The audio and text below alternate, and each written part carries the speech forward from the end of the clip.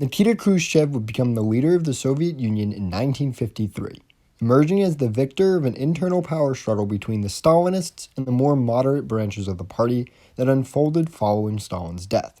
His leadership as the General Secretary of the Soviet Union would be characterized by an extensive attempt to de-Stalinize his country and begin a march towards the future. This video will explain his tenure as the leader of the USSR and how he tried to change the Soviet state away from the brutal regimes of Stalin. On coming to power, Khrushchev was placed in charge of a state that he believed had veered far away from the ideals of Lenin and those who had fought to establish the Soviet Union in the first place. And he knew the reason for this departure from the revolutionary ideals was none other than his predecessor Stalin. So he underwent with haste a policy of de-Stalinization throughout the USSR, a process which included the demotion, firing, and purging of Stalinist supporters, freeing people from gulags who were placed there by Stalin, and stating in a speech within party officials that Stalin showed in a whole series of cases his intolerance, his brutality, and his abuse of power. He would continue in his process of de-Stalinization by disbanding the special tribunals which had often ignored the course of law, detaining and disappearing people without due process. The result of this is that during Khrushchev's tenure, there were very little political arrests, leading to a period of greater liberalization and freedom in the Soviet Union. The decision of standing against the previous leader grew him some disdain within the party, leading to many party officials to gather in opposition of Khrushchev.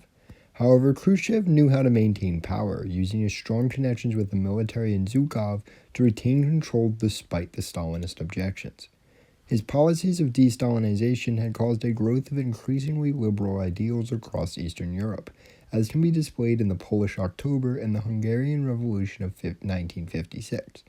As a result of these revolts, which Khrushchev would violently put down, he would slow down his de-Stalinization attempts and try and focus on conserving and consolidating power.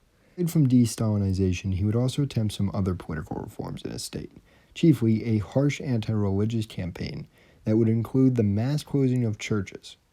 Political reform would not be his only focus, however, as he would also attempt to reform education in the USSR, with not much success, and he would attempt an agricultural reform that would produce vast amounts of maize in the Ural Mountains.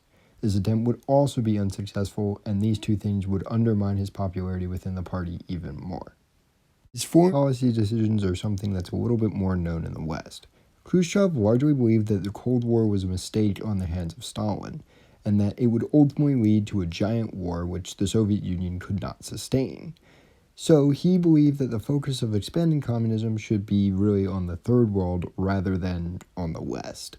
So he would try and support peaceful coexistence within the West, which would include a visit of him going to the USA, being the first Soviet Union leader to do so. However, a lot of these positive relations would be ruined by the shooting down of the U-2 spy plane, an event that instilled distrust in Khrushchev about the West, believing that they couldn't be trusted. This distrust would grow into a feeling of being superior following Kennedy's botched Bay of Pigs invasion. This feeling of superiority would make Khrushchev more bold in his movements, which would eventually result in the construction of the Berlin Wall. This feeling of superiority would ultimately lead to one of the largest crises during the Cold War, the Cuban Missile Crisis. The Soviets believed that due to the friendly regime in Cuba and the massive humiliations Kennedy had faced, that they would be able to move rockets into Cuba and put DC in the range of nuclear arms.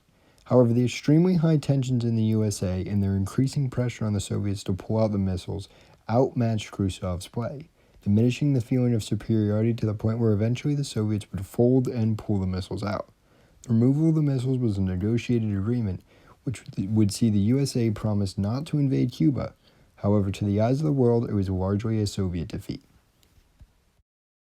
Another major controversy in his foreign policy is that it was under his control that the Sino-Soviet split began to grow, as his more liberal policies came in harsh contrast with the staunch authoritarian views of the CCP, eventually resulting in a break between the two powers.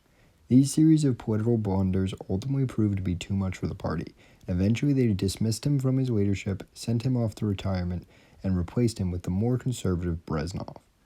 All in all, Khrushchev's tenure would be characterized by attempts to try and liberalize the Soviet state that would result in unrest and a split from his hardline allies.